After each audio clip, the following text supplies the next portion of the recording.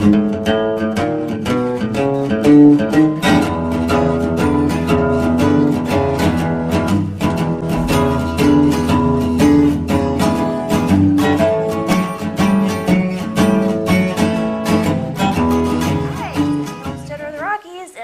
to the Susie Homesteader channel. And today we're going to be laying out some vinyl rolls of flooring, and it's a little different process than some of the other types of flooring that you can lay. Hopefully you saw my other video that we did on laminate plank flooring that I did in a small building, actually the same building. And today we're going to do a different room, but we're going to use the vinyl rolls, which again is a little different process, and of course it's a little different with tools. So some of the tools we're going to start with today, of course, is going to be your actual flooring, your vinyl flooring, which does come in big giant rolls. I'm pretty sure I got this at Home Depot. These were 12 by 8-foot sheets in a roll, and it looks like a plank, a laminate plank flooring, but it's just one solid roll of vinyl is all it is. And it's very minimal on the tools we're going to use today. We're just going to use some glue, some vinyl adhesive. And this room that I have is about 330, 340 square feet.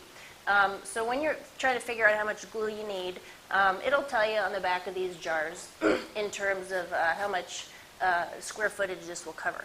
So for this 330-ish, 40-ish square feet, these two buckets of glue is all we're going to need. So obviously you're going to need the vinyl adhesive glue. You may even want to get something like a seam adhesive, which is something extra for just the seams itself, which we'll talk about a little bit more when we do this flooring piece by piece, and I'll show you exactly how we're going to use that and this other glue. And then you're going to use something like a trowel with some ribbed edges there for spreading this glue that we have right here. And we're going to use a vinyl cutting knife. So, you can still use like a utility knife or just any other sharp blade, but this is actually designed for vinyl, which is kind of nice, and it's not that expensive. And, I did buy something similar to this with kind of like a razor edge on it. And that was really just for getting places like walls where I had to actually cut carpet and I had to refill some of these gaps with foam. So you might want to get some kind of a really nice sharp blade knife kind of thing, straight edge like that, where you can get some of that carpeting that gets stuck in the trim, or cut off any kind of a foam gap filler that you might have to use, which, as you can see, I actually had to use quite a bit of after we pulled this carpeting up. So a couple of tools that you might want to use. And then we're going to kind of do a homemade version of a roller. You can actually buy like a heavy weighted roller to compress and push down on this vinyl after you have it glued, and to kind of get your seams to lay a little flatter. But we're going to try this paint roller today with just a lot of good old pressure on it instead of the other tool that they sell specifically for this kind of a job. So just because I had this paint roller available, we're going to try that today and see if that works, and I'll let you know how that goes as we go bit by bit here along the floor. So those are some of the materials and the tools you're going to need. And as you can see, I had to remove the trim, the carpeting first, and then the trim boards, if you have them, around your flooring, and any kind of thresholds or transition strips that you might have in your room that needs to come up before you start your process. And there is one more thing that you might have to get depending on what's on the actual subfloor itself. You might need a primer if you're putting this down on a raw subfloor OSB kind of type flooring. So I had actually put some Kills paint on this floor after we ripped out the carpet and scraped off the glue.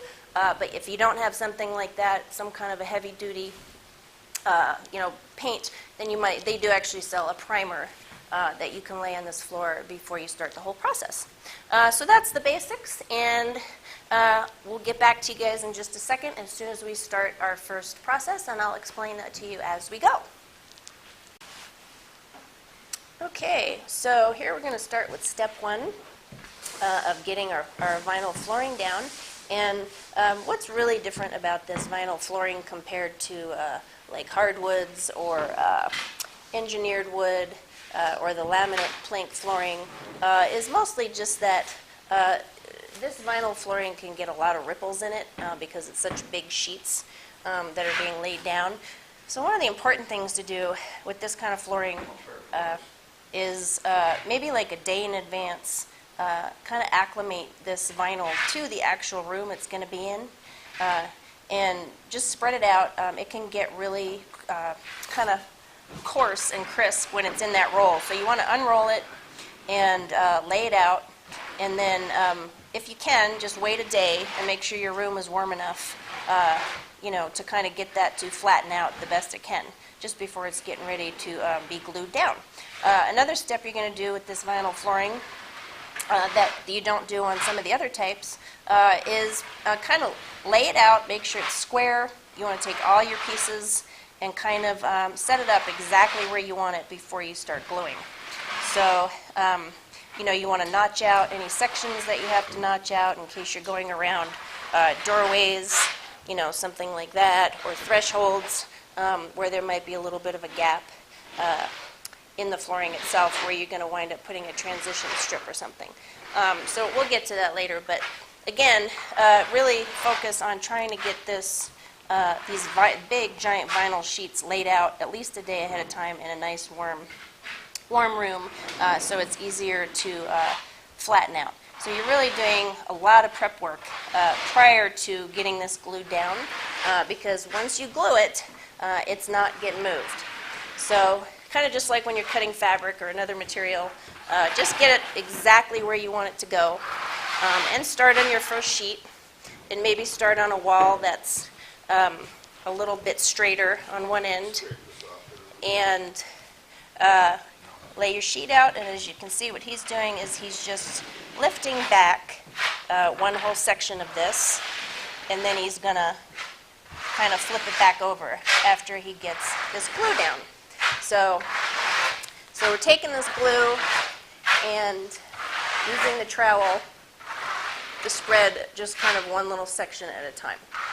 And then we'll just kind of keep going along here and show you how this whole process goes. So just remember, obviously once you set that down on the glue, it's not really going to move. So there it is, step one. Actually, step two. Step one is kind of pre-laying all your materials, and then step two is getting your glue down with the trowel.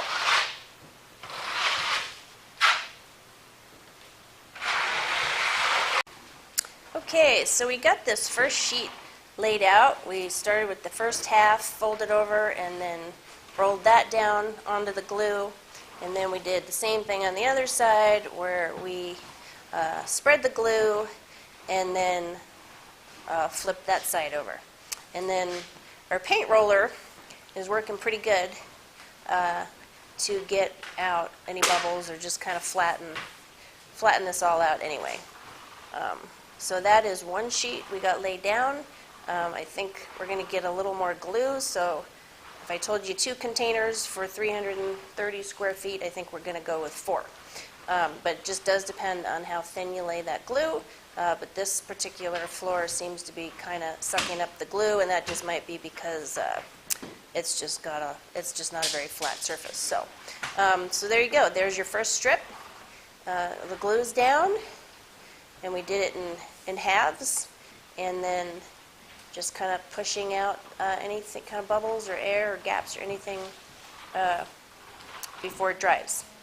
So there is our first sheet, and we'll get to the next sheet next and show you how to use some of that seam seal.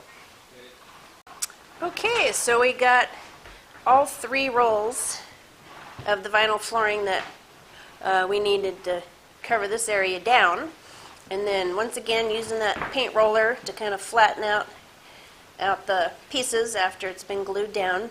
And then the last bit of this glue here is a little different glue just for the seams, and that's just kind of lifting the edges a hair, and then you're not overlapping anything, so you're just kind of lifting it up a hair, and getting some of this other seal glue or seam glue to really hold down the edges. So, and that's kind of important because if any place that's going to lift on this flooring, it's going to be where the seams end. So there's just kind of getting that glue in, that last little bit of glue, and then something you might want to do after you get those seams down is put something heavy on them. So you certainly don't need big giant cinder blocks like I have, but that's just kind of what I had laying around.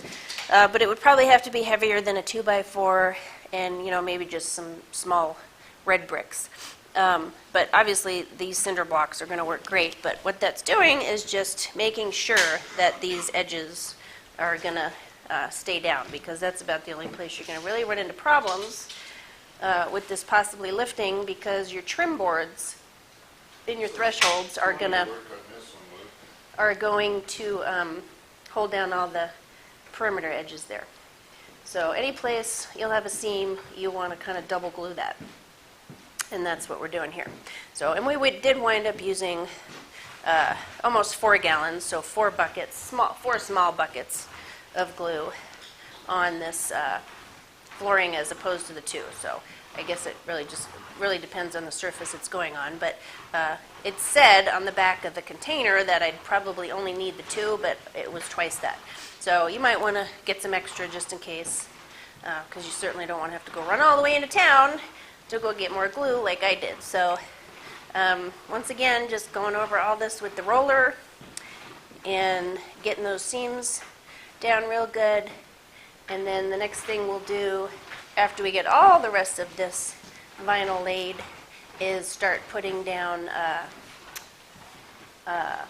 transition strips like in the doorways here, as opposed to, you know, adding more of that vinyl. And then anything else that you might have on the edges there that you have to set down. So there it is. And then I'll show you the complete final product here as soon as we get this entire floor done.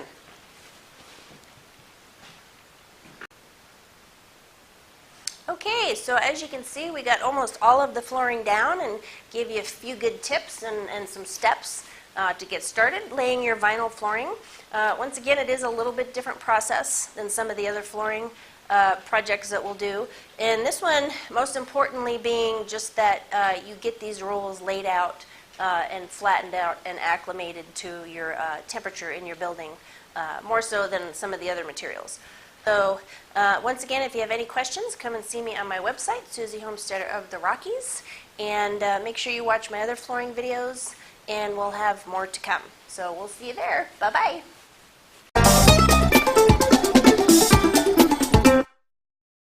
So let's get started. Subscribe to the Susie Homesteader channel, and we'll see you there. Bye-bye.